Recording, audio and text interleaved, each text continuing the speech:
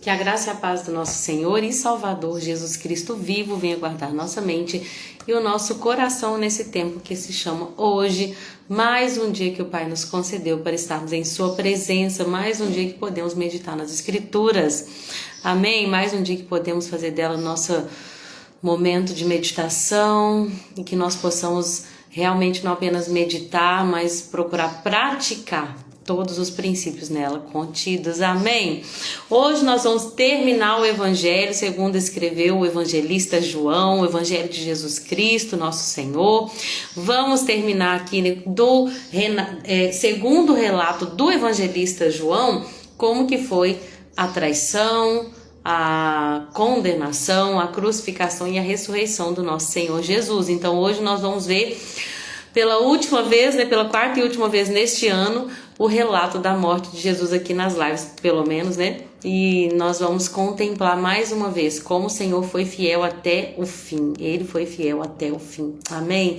Ele obedeceu até a morte e ele veio para nos dar o exemplo, mesmo diante do sofrimento, mesmo diante das provações, mesmo diante da oposição, permaneceu fiel. Que seja assim também em nossa vida. Amém?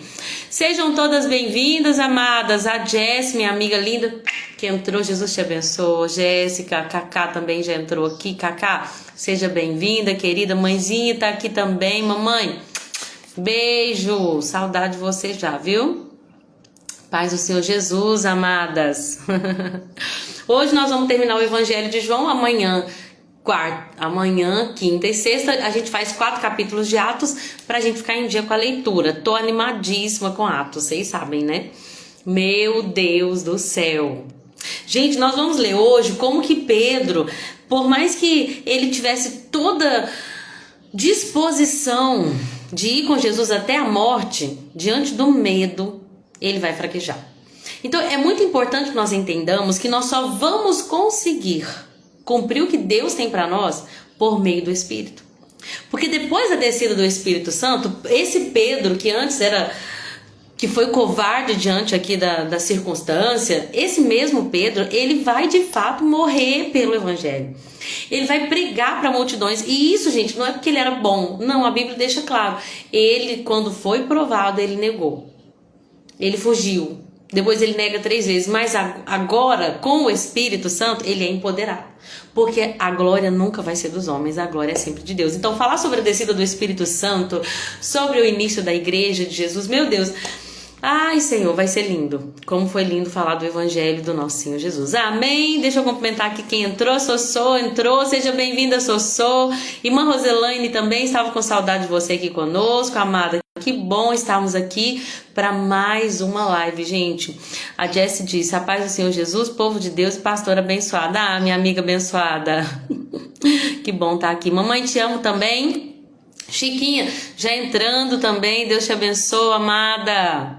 Paz do Senhor Jesus. Vamos fazer uma oração, gente, porque sem o Espírito a gente não consegue. Sem Jesus nada podeis fazer, Então, para a gente dar fruto, a gente tem que estar, permanecendo na videira verdadeira que é Jesus Cristo. Então eu te peço para orar comigo, tá bom? Para que, não para que apenas você, mas todos a quem Deus quer alcançar, Ele alcance através da live.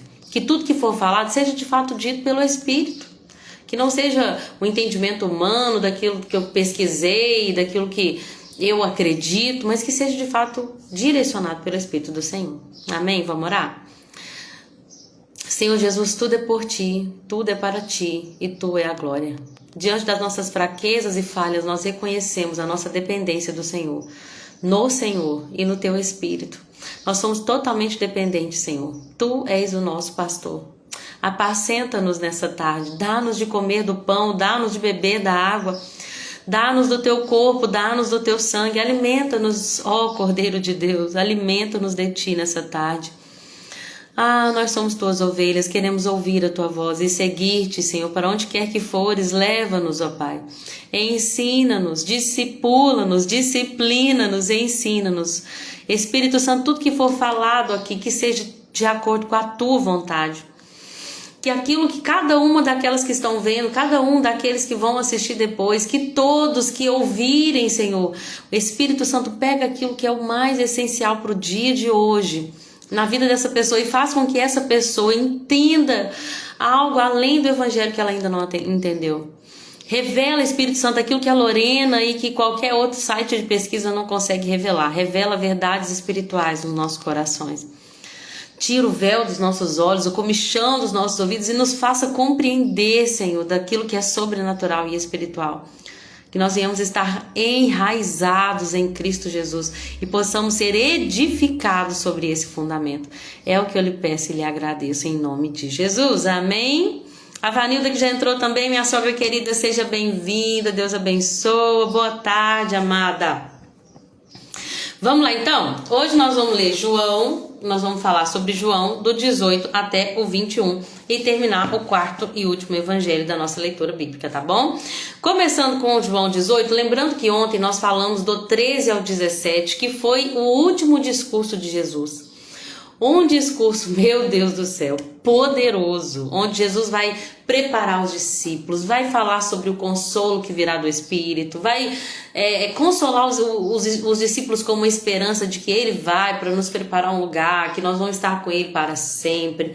Vai orar pelos discípulos, os apóstolos e por nós, os discípulos que viriam depois. Então é maravilhoso.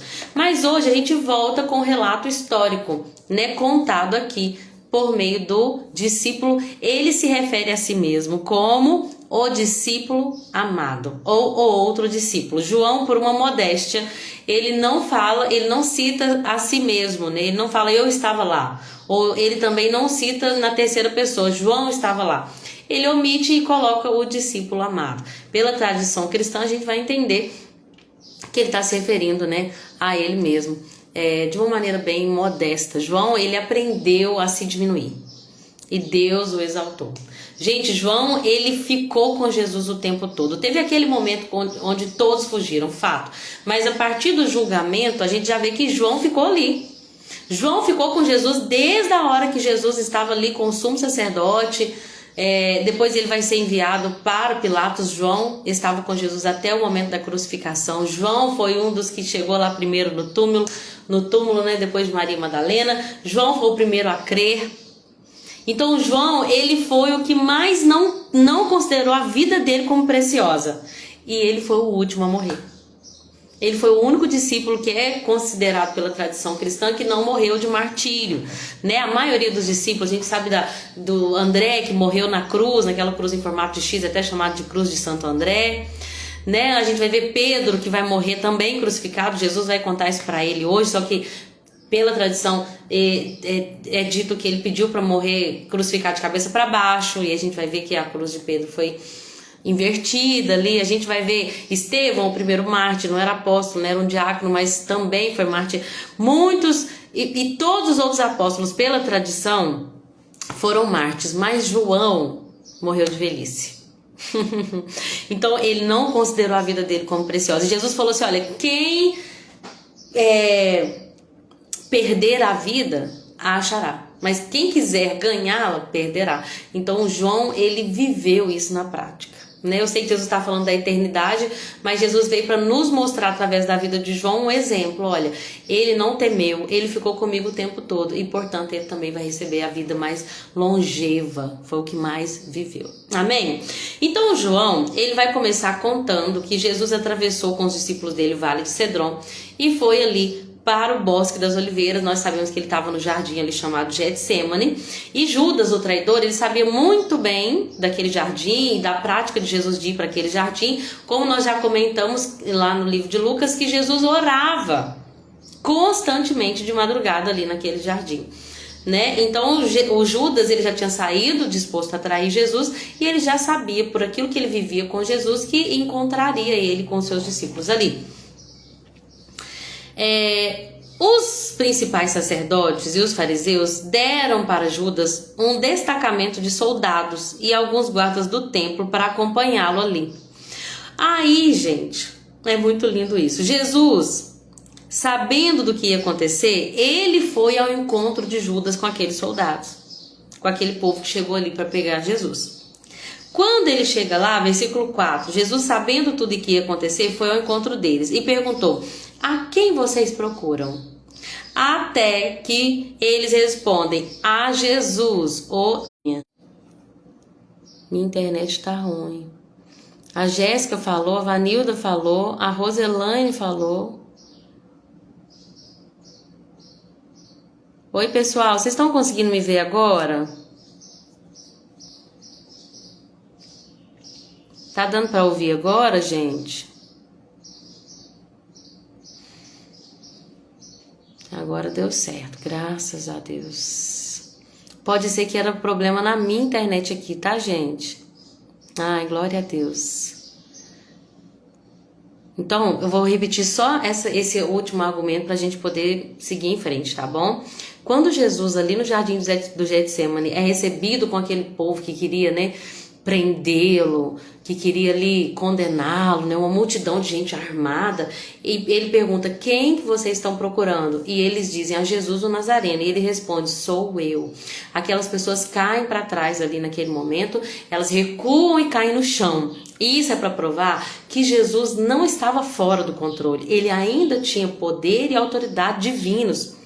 Uma só palavra acabaria com toda uma multidão. Ele poderia rogar ao Pai que enviasse para ele 12 legiões de anjos, que daria 72 mil anjos, e resolveria a questão física. Só que o problema que Jesus queria resolver era o pecado e a morte, e para isso ele precisava ir para a cruz. Então, por que quando Jesus fala eu sou, as pessoas caem para trás? Deus quer nos mostrar que ele estava no controle. Ele podia abrir mão de fazer aquele sacrifício, mas ele foi fiel. Amém?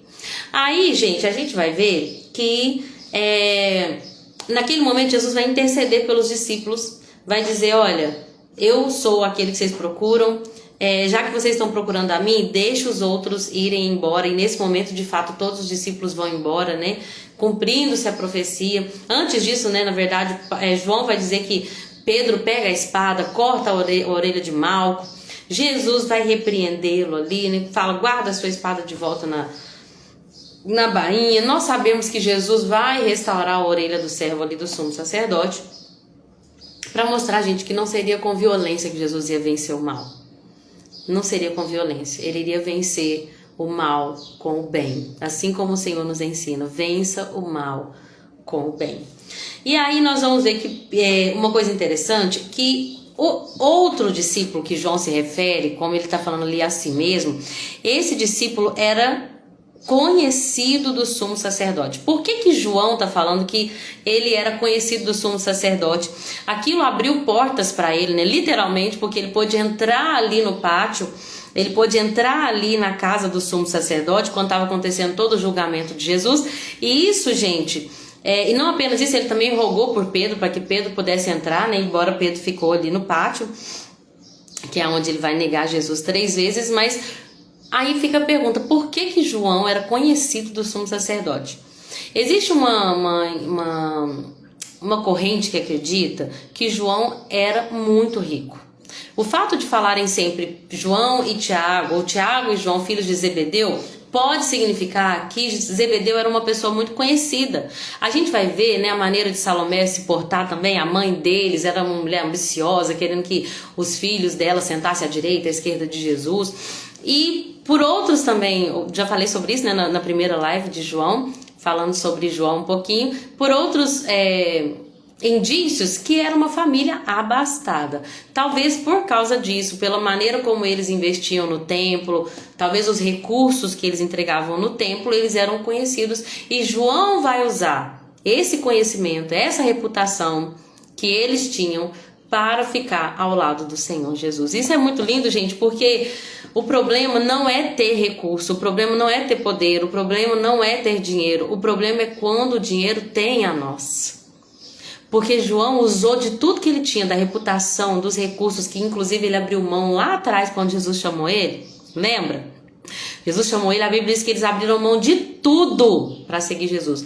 Mas agora ele está usando o recurso que ele tem, da reputação, do poder que ele tem, para estar mais perto de Jesus. Então nós podemos sim usar todo o recurso que Deus nos deu, não para a nossa glória, não, muito pelo contrário, ele estando ali perto de Jesus, poderia render até uma morte junto com Jesus, uma condenação com Jesus, mas ele não estava nem aí. Ele queria ficar perto do mestre.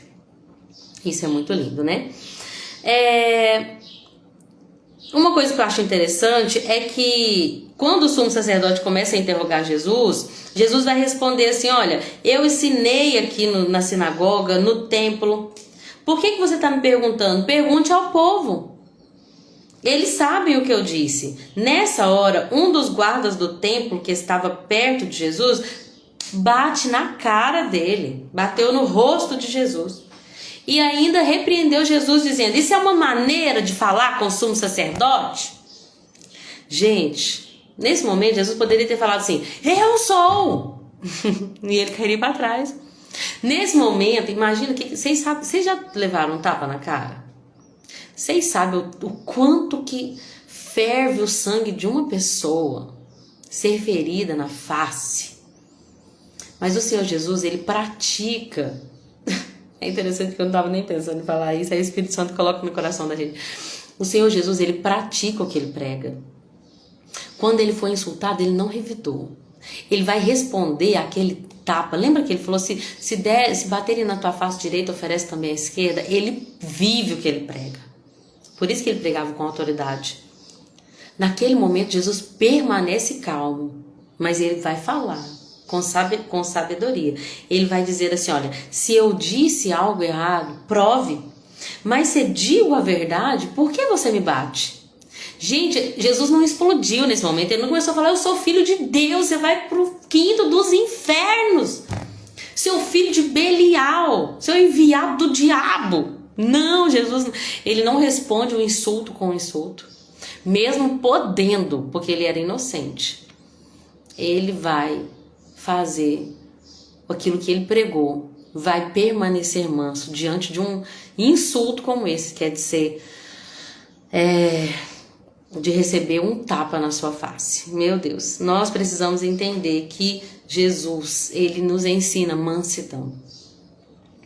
Pedro nega Jesus então 3 vezes, o galo vai cantar, já falamos muito sobre isso, né? Mas é interessante nós notarmos, como eu falei no início da live, que a Bíblia deixa claro a fraqueza humana, tá? A Bíblia nunca escondeu, mesmo Pedro sendo escolhido para ser o líder da igreja. Jesus vai falar: apacenta as minhas ovelhas, Pedro. Mesmo assim, a Bíblia não vai esconder, porque Deus, esse negócio de vamos esconder nossa vulnerabilidade, as pessoas não podem ficar sabendo das suas fraquezas, senão sua reputação vai... Eles não vão, suas palavras não serão confiáveis, sua reputação... você não pode mostrar os seus erros. A Bíblia nunca escondeu os erros de ninguém. Muito pelo contrário. Vai mostrar que Davi foi pecador, vai mostrar que Jacó era um enganador, vai mostrar que Moisés foi um assassino. Isso tudo, gente, para mostrar a fraqueza humana e como nós somos dependentes do Senhor. Como nós precisamos da graça de Deus. Todo ser humano. Pedro andou 3 anos e meio com Jesus. Ele viu os maiores milagres. Teve milagre que só Pedro e os outros 2 discípulos viram. Ele viu Jesus transfigurado. Ele viu a ressurreição da filha de Jairo. Ele viu milagres inimagináveis. Mas no momento de fraqueza, de medo, ele foi um covarde. Nós não precisamos pensar que é diferente conosco, não. Se não for o Espírito do Senhor em nós, gente, não sobra nada. Se tirar Jesus, não sobra nada. Essa ideia de que eu sou uma ótima mãe, porque eu sou uma ótima pastora, porque eu sou uma ótima mulher. Não sou nada. Nada. Se tirar Jesus, gente, não sobra nada. Nós somos miseráveis, pobres, cegos e nus. Pedro só foi tudo o que ele foi porque ele recebeu a graça de Deus e o dom do Espírito Santo. É isso que a gente tem que buscar, para que ninguém se glorie. Ninguém vai chegar lá no céu e falar assim: olha, eu estou aqui porque consegui, pelo meu mérito, meu crédito. Ninguém vai chegar no céu por mérito próprio, somente pela graça. É um dos 5 solas que Martinho Lutero trouxe. Somente por Jesus, somente pela fé, somente a graça, somente as escrituras. O que eu esqueci? E a ele, somente a ele a glória. Amém? Uma coisa que é interessante é que no versículo 28 fala que os acusadores de Jesus não entraram no palácio Porque nesse momento, né, que aconteceu tudo isso, Jesus ele foi primeiro para Caifás, depois ele mandou para Anás, que era o sumo sacerdote, né? Deixa eu só achar aqui. Primeiro eles levam Jesus para Anás, que era o sogro de Caifás, aquele que havia profetizado, um deve morrer por todos, né? Depois levam para Caifás, que é quando Jesus é esbofeteado. Depois eles mandam para Pilatos. Aí, quando chegou lá no palácio do governador romano, os acusadores de Jesus falaram assim: não vamos entrar não, porque a Páscoa está chegando e nós não podemos ser contaminados para essa festa. Sabe por que eu tô falando isso? É porque é uma hipocrisia tão grande. Eles não queriam se tornar impuros, entrando no palácio de Pilatos, sendo que eles estavam matando um inocente. Sabe aquela ideia de coam um mosquito e engolem um camelo?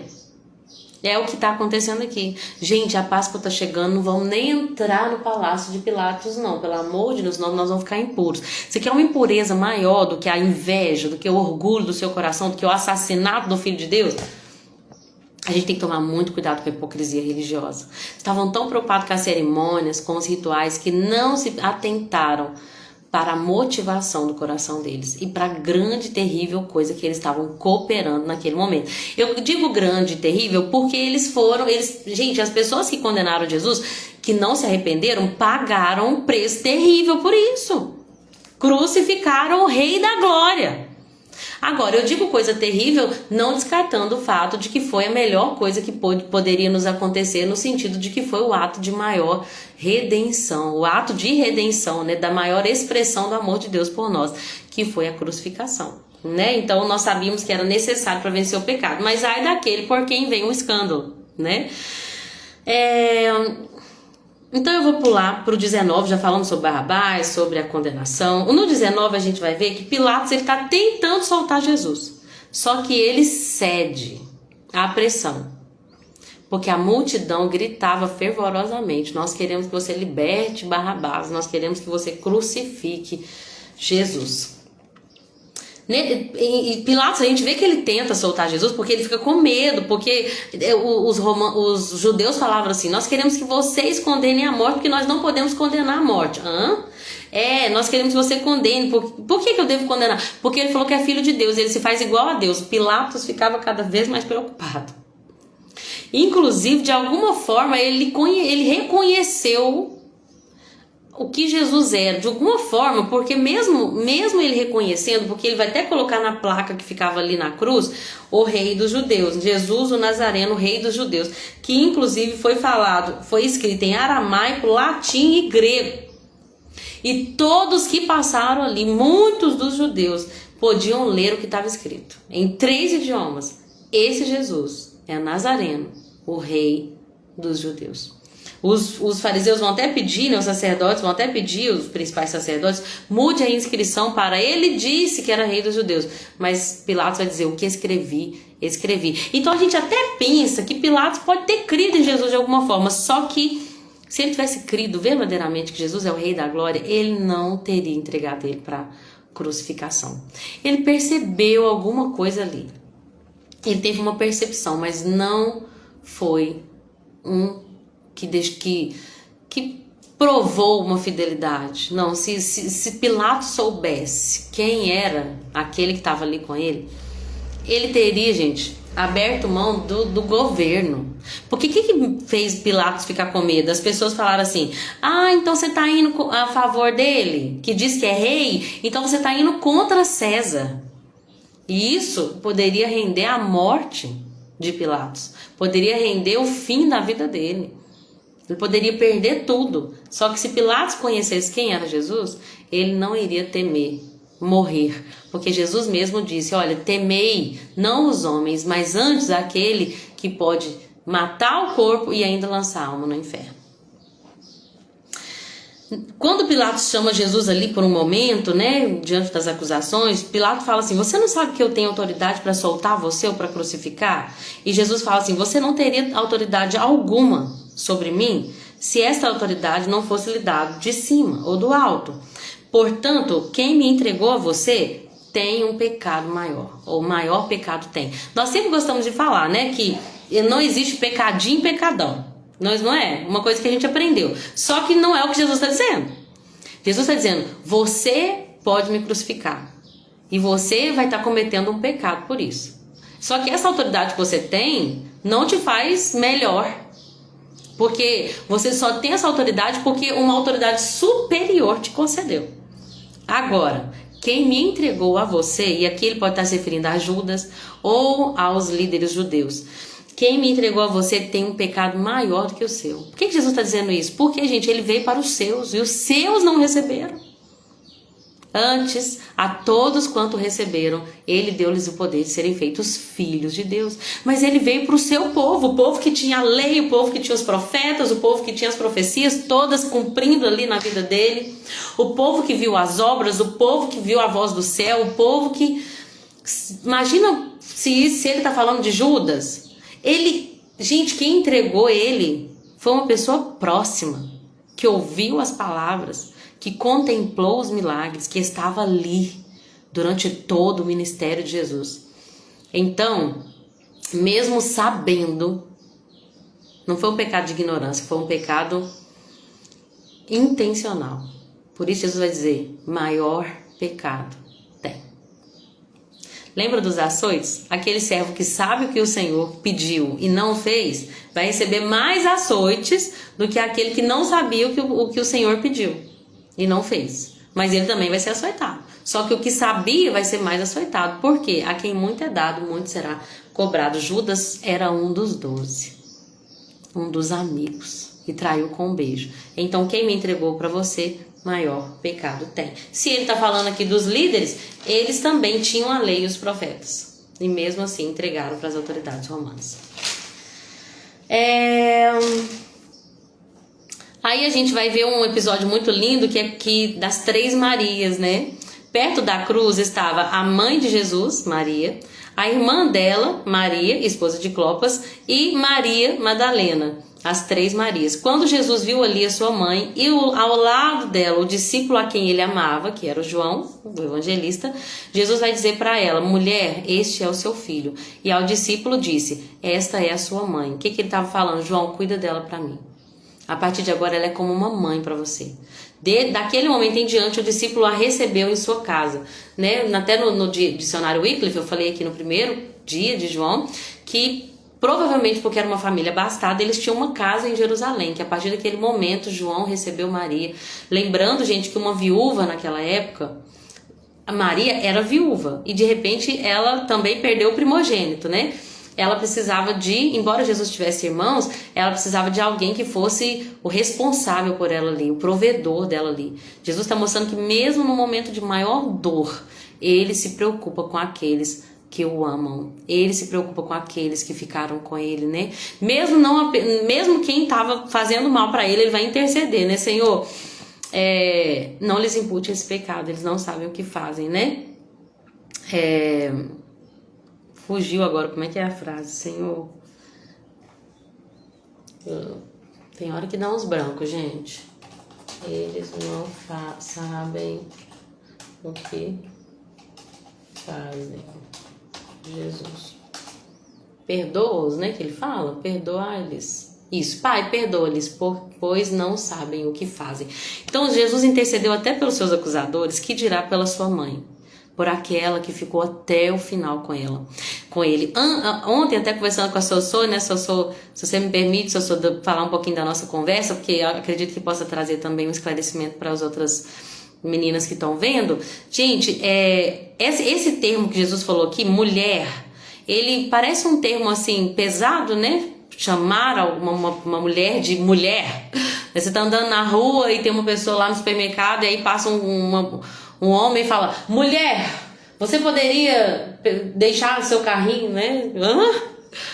Hoje, na nossa cultura, se o senhor permitiu aqui, na nossa cultura, se referir a uma mulher assim, chamando por esse adjetivo, né? Ou no caso, acho que poderia entrar como um substantivo, nominal, isso hoje na nossa cultura pareceria rude, mas essa palavra do grego, ela é usada não com o intuito de trazer não é um vocativo rude, muito pelo contrário, ele vai trazer afeição, acolhimento. Porque nós vemos que Jesus, ele chama a mãe dele com esse vocativo 2 vezes. Ele chama lá em Caná da Galileia, né? Mulher, ainda não chegou a minha hora. Mulher, esse é o teu filho. A gente vai ver, gente, no capítulo 20, que os anjos vão falar para Maria, vão perguntar para Maria Madalena. Ele fala, mulher, por que você está chorando? Jesus também vai perguntar para ela, mulher, por que está chorando? Jesus é perfeito, né? Uma coisa que a Soraya colocou para mim ontem é de um entendimento, uma coisa que o diabo faz muito, gente, é de distorcer, de deturpar a verdade. Então, uma coisa que é uma verdade, ele dá uma maquiada para trazer o engano, que pode gerar graves consequências. E ela disse que muitos anos presa na idolatria, né, de Maria, pensando Maria ser, né, mais do que aquilo que de fato ela foi, uma mulher bem-aventurada, mas que hoje já está descansando com o Senhor, já está com o Senhor, parece, né, o diabo muitas vezes quer trazer essa distorção, no sentido de que parece que Jesus era rude com ela. Gente, por que Jesus tratava ela assim? Né? É a mãe de Deus, né? Tá vendo a distorção, ó? Ela é a mãe de Deus e ele é rude, mas na verdade, inclusive não apenas pelo vocativo mulher, mas pelas situações que a gente vê sobre a família de Jesus. Tem uma mulher que fala assim, bem-aventurada aquela que foi onde que te emprestou o ventre, bem-aventurada aquela cujos seios te amamentaram. Jesus fala, mais bem-aventurado é aquele que obedece, né? Quando chega para Jesus e fala, sua mãe e seus irmãos estão te chamando, minha mãe e meus irmãos são os que fazem minha vontade. Parece que Jesus foi rude. E aí uma coisa que é necessário a gente nunca esquecer, nunca, Jesus é perfeito. Perfeito. Nenhuma das suas ações, em nenhuma de suas ações houve qualquer deslize. Ele não apenas foi perfeito como homem encarnado, ele é perfeito de eternidade em eternidade. Ele é o verbo, ele é o logos, né? A Sossô compartilhou comigo que foi uma dúvida que durante muitos anos ela estava na condição de católica. Ontem eu estava vendo uma moça falar sobre isso, quando eu estava pesquisando um pouco mais, e eu vi que ela tinha uma blusa assim, Maria não está morta. Vocês conseguem perceber essa distorção, essa inversão de valores? A gente vai fazer com que as pessoas foquem mais em Maria, por melhor que ela tenha sido aqui na Terra, e desfoque do principal, que é aquele que, desde a antiguidade, desde antes da fundação do mundo, já havia sido imolado por nós. Então a ideia do diabo é sempre tirar o foco de Jesus. Mesmo colocando uma coisa que parece ser boa, né? Filhos são bênção, mas nada pode tomar o nosso coração de Deus. Você já viu aquela pessoa cujo filho ele é tudo para ela e existe até uma idolatria ao filho? E aí parece que acontece uma coisa, que aí o filho não gosta da mãe, a mãe vive aquela vida de depressão porque não dá certo com o filho, que o filho é tudo para a vida dela. Então, gente, o diabo sempre vai tentar trazer essa distorção. Maria foi uma mulher bem-aventurada, a mais agraciada de todas as mulheres. Já pensou carregar Jesus no ventre?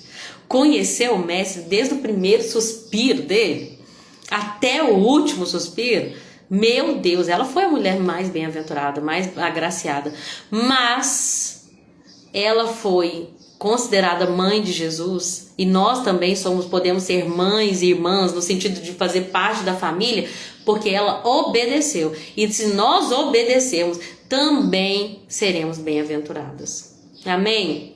Então essa palavra que ele usa aqui, mulher, é um termo grego que naquela época não era rude, tá? A língua, gente, ela é viva. Coisas que há 20 anos atrás a gente falava, hoje não dá para usar mais. Coisas que não existiam há 20 anos atrás, hoje a gente fala, porque a língua ela passa por muitas transformações. Então, nessa época, né, e a Bíblia foi escrita 2000 anos atrás, por mais que ela seja viva, nós vamos ver, né, nós sempre vamos ter que estudar algumas coisas mais profundas do contexto cultural, do contexto linguístico. Amém? Mas Jesus cuida de sua mãe, naquele momento ali, pedindo para João abrigá-la, acolhê-la e prover sobre a vida dela.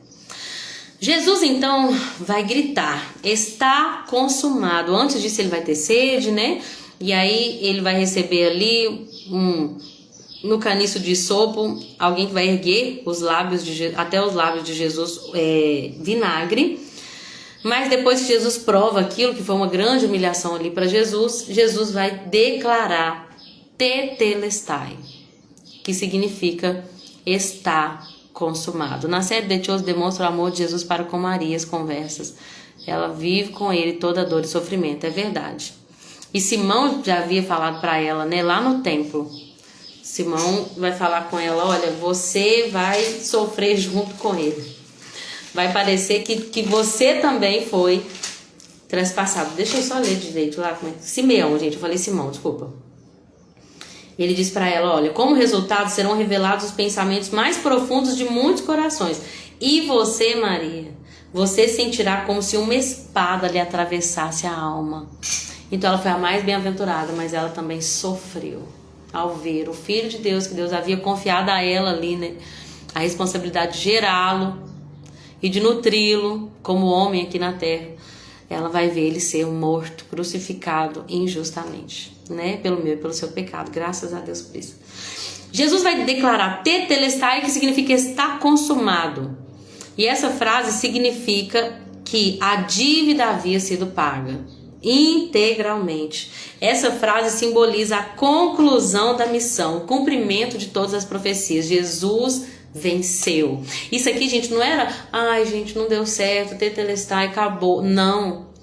Jesus triunfou na cruz. Quando ele diz tetelestai, ele está dizendo, fiz tudo de acordo com a vontade de Deus, cumpri de acordo com a vontade de Deus cada profecia, cumpri o meu ministério, venci o pecado, venci a morte, venci o inferno. Glória a Deus, é a vitória sobre o pecado e sobre a morte. A cruz, gente, não é vergonha. Para nós, para os que perecem pode ser, mas para nós é a revelação do poder de Deus. Ele nos redimiu. É a expressão máxima do amor de Deus por nós. Depois que Jesus, já imaginou Jesus, gente? Deus na terra, cada passo era intencional. Nada aconteceu só por acaso. E quando ele terminou, ele triunfou e ele declarou, está consumado. Amém? Um dos soldados vão ali, né? Eles tinham o costume de quebrar a perna dos soldados, que quebrando a perna dos soldados crucificados, eles morreriam mais rápido, né? Mas quando eles chegam ali, quebram a perna dos dois que estavam ao redor de Jesus, ao lado de Jesus, mas quando chega até Jesus, eles descobrem que Jesus já havia morrido, então eles não quebram as pernas dele, cumprindo a promessa. E naquele instante, né, ao lado de Jesus, e naquele instante vai correr sangue com água. Eu pesquisei assim de forma superficial na questão do sangue e da água. Primeiro na questão física, que provavelmente Jesus passou por um derrame pleural. Viu como é que eu fiz minha lição de casa? Ele tinha líquido acumulado ali no tronco por causa de tudo que ele sofreu nos açoites e em todo o processo até a crucificação. Então ele tinha líquido ali armazenado por causa desse derrame pleural. E quando colocam a lança ao lado de Jesus, sai sangue e água. Mas vamos falar do sentido espiritual?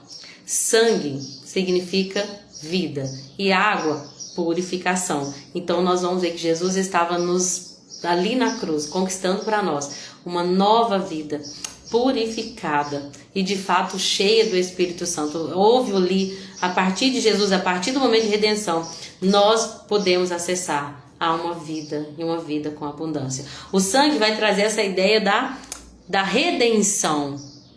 O sangue da nova aliança. O Senhor nos redimiu por seu sangue. E a água vem trazer a ideia do batismo e do novo nascimento, né? A água sempre tem essa ideia como maior solvente, a ideia de purificação, de lavagem. E nós precisamos da água e do sangue. Uma coisa que é interessante é lembrar que, assim como Deus teve que fazer uma cirurgia no Adão morto, que a Bíblia diz que Deus fez Adão dormir, mas essa palavra dormir muitas vezes simboliza morrer.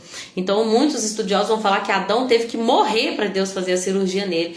E aí da costela de Adão, Deus vai fazer surgir uma mulher, uma adjuntora, que é Eva. E nós vamos entender que Jesus, como o último Adão, ele vai também ali, no momento que foi transpassado ali, nós vamos ver que houve o nascimento da igreja. Através da morte de Jesus, a igreja nasceu. Amém? Jesus vai ser sepultado, a gente vê Nicodemos ali, o homem que tinha ido conversar com Jesus à noite, lá em João 3, vai trazer 35 litros de óleo perfumado com mirras e aloés, e ele e José de Arimateia vão preparar o corpo de Jesus, vão sepultá-lo num túmulo novo, porque, gente, até na morte o pai cuida do filho, mesmo que ele tinha que passar por tudo isso, mas eu vou colocá-lo num lugar novo, eu vou colocá-lo entre os ricos, ele vai receber o melhor. Mesmo que eu tivesse que vê-lo sendo humilhado ali por um propósito, vou mostrar que eu ainda estou cuidando dele, mesmo na morte. Quando Jesus então vai ressuscitar, né? No domingo, bem cedo, Maria Madalena vai ao túmulo. Quando ela chega lá, ela vê o túmulo, a pedra removida e o túmulo vazio. Ela sai para contar para os discípulos. Aqui no Evangelho de João, a gente vai ver João relatar que quando ela conta para os discípulos, os dois saem correndo. Tanto João quanto Pedro correm. Só que João deixa claro que o discípulo a quem Jesus amava, ou outro discípulo, ele chega mais rápido. João correu mais rápido que Pedro, só que ele chegou até o túmulo e parou. Pedro chegou depois, mas entrou, né? É a característica do colérico. Jesus, se for você me fala que eu vou sair do barco, você me faz andar sobre as águas. Pedro salta do barco. É aquela pessoa destemida, corajosa, que dá o primeiro passo, né? Tem pessoas que são assim, tem outras que são como o João. Talvez o João fosse o fleumático ou o melancólico. Deixa eu ver qual que é a qual a personalidade de João Evangelista. Deixa eu ver o que é que o Google fala, né? Não que o Google seja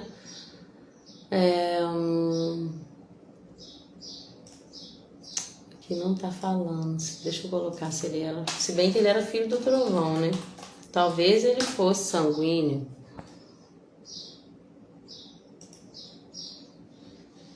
Tradicionalmente João Evangelista é frequentemente associado ao temperamento fleumático, descrito como calmo, tranquilo, maleável, equilibrado.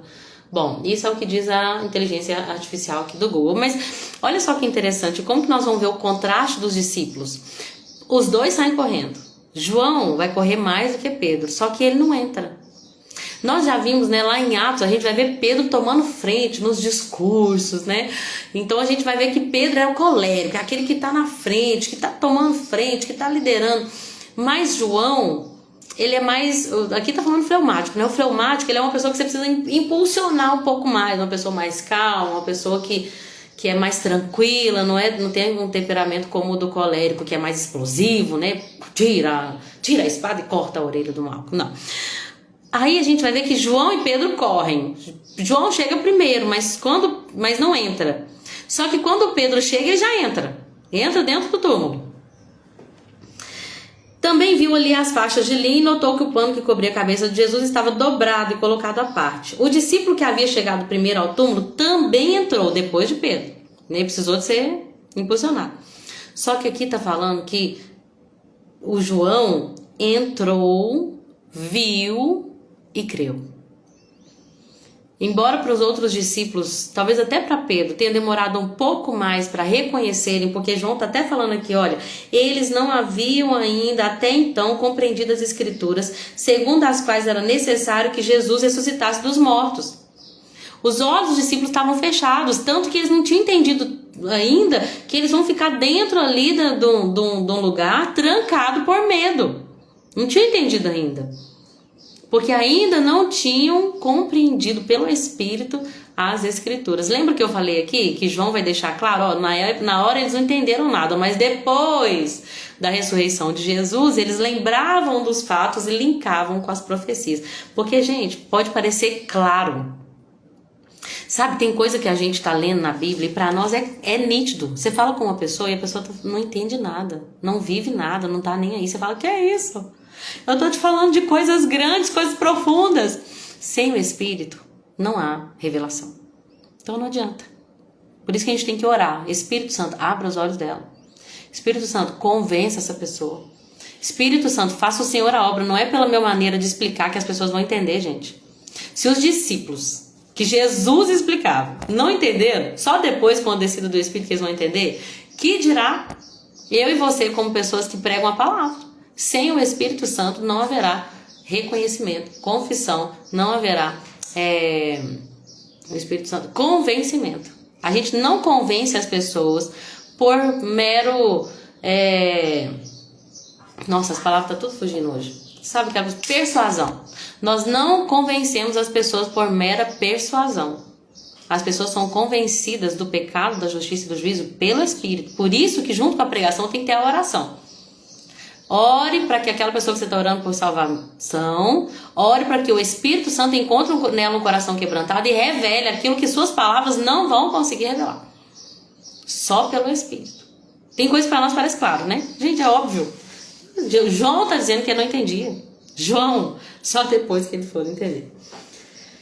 Naquele momento, Maria, que vai ser a primeira a ver o nosso Senhor ressuscitado, até então os discípulos não tinham visto, mas João já havia crido, né? Maria vai ver os anjos, 2 anjos onde Jesus estava, um à cabeceira e outro aos pés. Esses anjos podem simbolizar muita coisa, mas quando eu penso em um anjo à cabeceira e outro aos pés, eu logo penso na Arca da Aliança, né? Que tinha 2 querubins assim, né? Um de frente para o outro, representando o nosso Senhor ali, né? A presença de Deus no meio dos homens, né? Naquele momento, Maria vai ver os anjos vão conversar com ela, ela vai responder os anjos, mas de fato ela vai ver o Senhor Jesus. Ele pergunta para ela: mulher, por que você está chorando? E a quem você procura? Ela responde, pensando que ele era o jardineiro. Gente, lembrando que a Bíblia toda fala de jardim. Só jogar isso aqui. Nós já falamos muito isso nas lives, né? A Bíblia toda fala de jardim, começa com jardim, termina com jardim. Ele é confundido com jardineiro. O pai é o agricultor, ele é a videira. Então, ela achando que ele era o jardineiro, diz: Senhor, se o Senhor o levou embora, diga-me aonde o colocou, irei buscá-lo. E aí ele chama ela pelo nome, Maria. Nesse momento, ela se volta para ele e exclama: Rabone, que significa mestre em aramaico. Jesus então lhe diz: não agarre a mim, pois ainda não subi ao meu pai, mas vá, procure meus irmãos e diga-lhes: eu vou subir para o meu pai, pai de vocês, para o meu Deus e Deus de vocês. E ela vai e faz aquilo que Jesus mandou. Gente, ele nos chama pelo nome, a voz dele é inconfundível. Ele é o pastor. Suas ovelhas ouvem a sua voz e seguem-o. Amém? Ah, Jesus, vamos lá. Não podemos ficar num só texto muito tempo, porque já falta 6 minutos para acabar. Quando estava então ali a entardecer, eles estavam de portas trancadas por medo dos líderes. Medo, tá vendo a covardia? 3 anos e meio com o mestre. Mas eles tinham medo. Gente, nós não podemos... Esse dia eu tava mal, o Espírito Santo falou comigo: minha filha, você tá achando que você é perfeita? Para com essa vaidade de querer ser perfeita. Você vai errar. Quando você errar, arrepende e volta. Para de ficar se lamentando: ah, porque eu falhei com meus filhos, eu queria ser melhor. Tá, tem que ser melhor mesmo. Agora para de ficar essa melancolia, porque gente, nós nunca vamos ser perfeitos. Os discípulos que viveram todo o tempo com o mestre tinham medo. Depois eles vão ser cheios do Espírito Santo, vão até a morte. Mas o que Deus está querendo mostrar? Nossa fraqueza, nossa vulnerabilidade. Nós temos que entender isso e buscar a graça de Deus. Porque o problema da vaidade é que muitas vezes nós estamos preocupados com a nossa reputação. Agora, quando a gente entende que nós não somos nada, que nós dependemos totalmente da graça, quando a gente também recebe a glória, muita gente fala comigo: nossa, quando você fala nas lives, é tão esclarecedor. Gente, vocês pensam mesmo que eu levo isso pra mim? Eu sei que não sou eu. Eu tô aqui nessas lives por obediência. Deus falou comigo no final do ano passado: ano que vem eu quero que você esteja mais no Instagram. Eu quero que você esteja junto com essa leitura bíblica, que aquilo que você já aprendeu, você passe pra frente. Eu sei que não vem de mim. Eu sei, de verdade. Quando alguém fala assim: ah, que quando você faz a live eu entendo, eu logo penso: oh, Espírito Santo, obrigada, como é bom fazer parte da tua obra, não sou eu. É por isso que Deus mostra muito claramente as nossas fraquezas, porque quando a gente recebe glória, a gente também sabe que não é pra nós, não tem nada de nós na glória, né? Vamos continuar então? Os discípulos estavam ali com portas trancadas e Jesus aparece. Gente, as portas estavam trancadas e ele aparece. O corpo ressuscitado de Jesus era de fato físico, visível. A Bíblia diz que Jesus comeu, ele lá em Lucas 24, fala que ele comeu peixe. A presença dele era real, física, mas ele tinha um corpo glorificado. Ele estava com as marcas conservadas, tanto das chagas nas mãos, nos pés e no lado. Mas era glorificado. O que hoje, quando eu estava lendo, o Espírito colocou no meu coração? O corpo glorificado, ele é físico. Tá? Nós vamos receber um corpo glorificado como o de Jesus, que é físico. Só que não existem barreiras para esse corpo. Foi o que Deus colocou no meu coração. Não tem barreiras físicas. As portas estavam trancadas, mas elas não foram problema para Jesus entrar onde os discípulos estavam. Jesus comeu, Jesus foi tocado. Ele não era um fantasma, ele não veio como um espírito, ele ressuscitou. Só que ele recebeu um corpo glorificado. E se nós participarmos de Cristo com a sua morte, participaremos também da sua vida. Vamos receber um corpo glorificado. No abrir e fechar dos olhos, nossos corpos serão transformados. Aquilo que era incorruptível vai se tornar... o que era corruptível vai se tornar incorruptível. Não vai ter mais morte, doença. Sabe esse rostinho que vocês estão vendo aqui por causa desse filtro que tá melhorzinho? Que vai decair, não tem jeito. Daqui a pouco vai estar cheio de papo aqui, ó, enruga. E tá tudo bem. Porque esse meu corpo é corruptível. Nós vamos receber um corpo, porém, que é incorruptível. Não vai ter barreira física para impedir a gente de viver o espiritual, o sobrenatural, o reino de Deus na terra. Amém? Ali, Jesus sopra sobre eles o Espírito Santo. Nós vamos falar mais sobre o Espírito Santo amanhã. Amém? Só que nesse momento, Tomé não estava. Eu até pensei, gente, Tomé não estava quando Jesus soprou o Espírito. Será que depois Jesus soprou só nele? Só uma pergunta que eu me fiz aqui.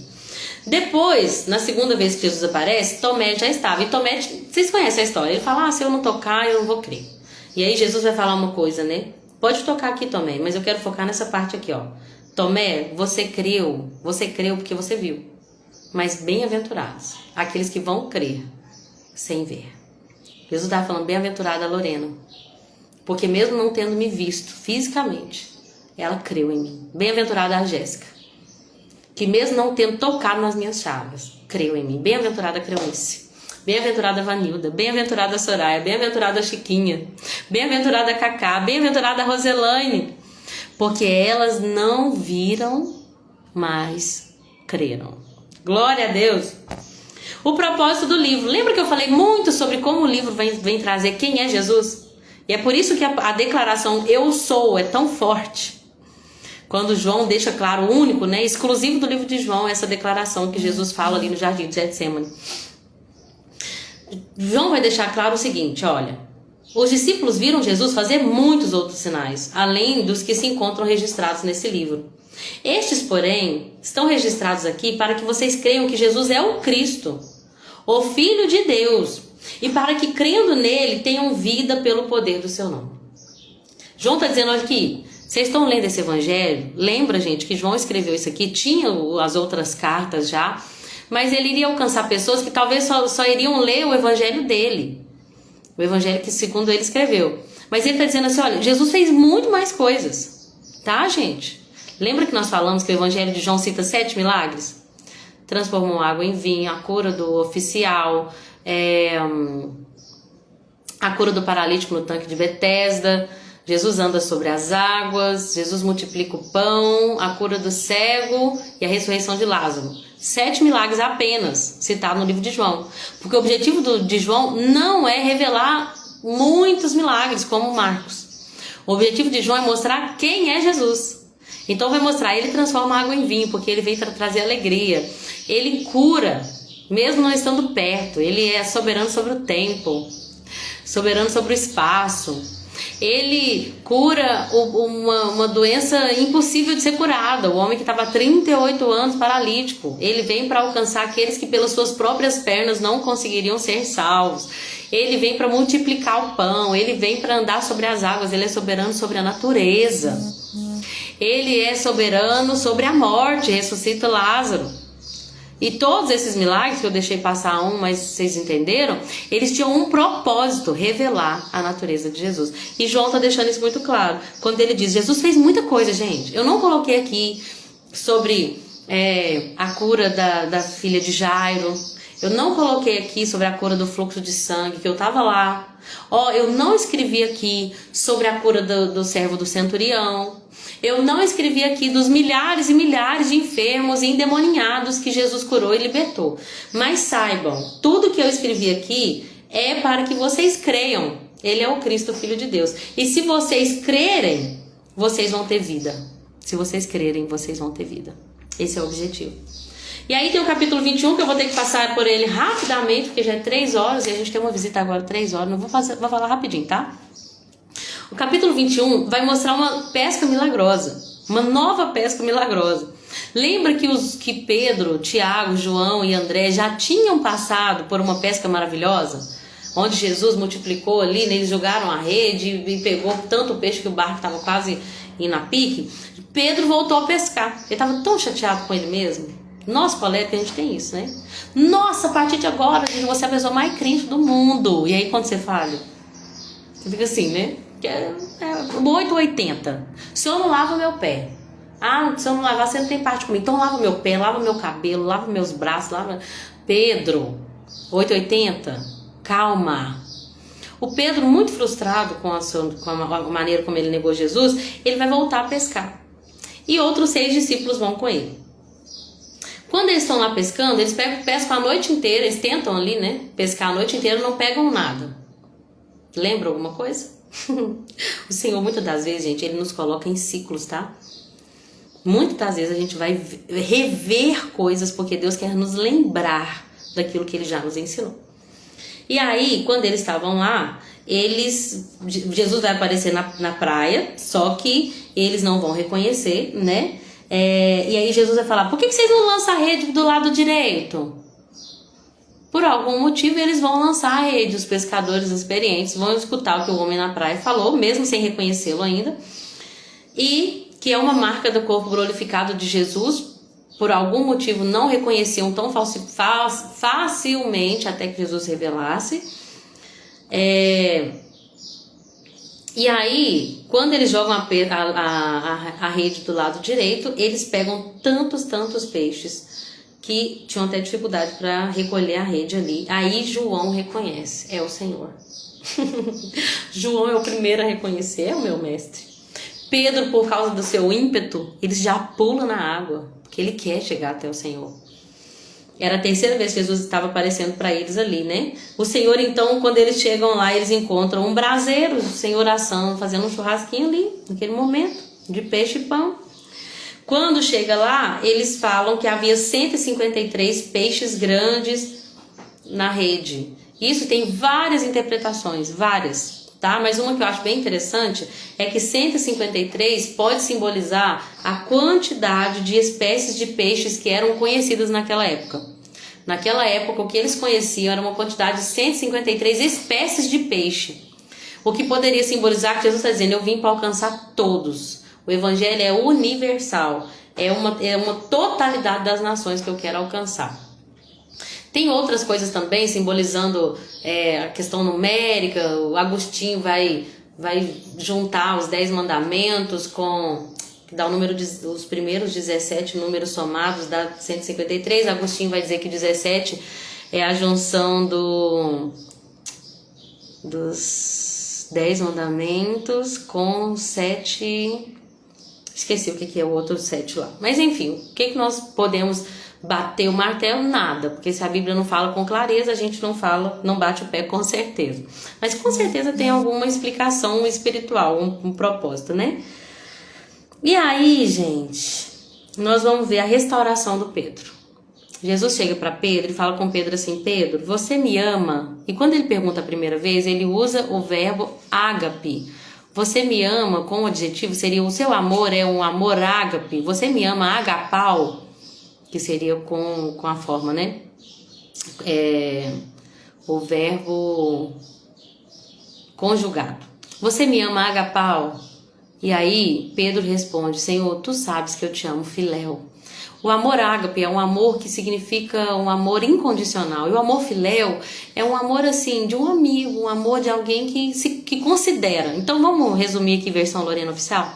Pedro, você me ama incondicionalmente? Senhor, o Senhor sabe que eu tenho consideração pelo Senhor.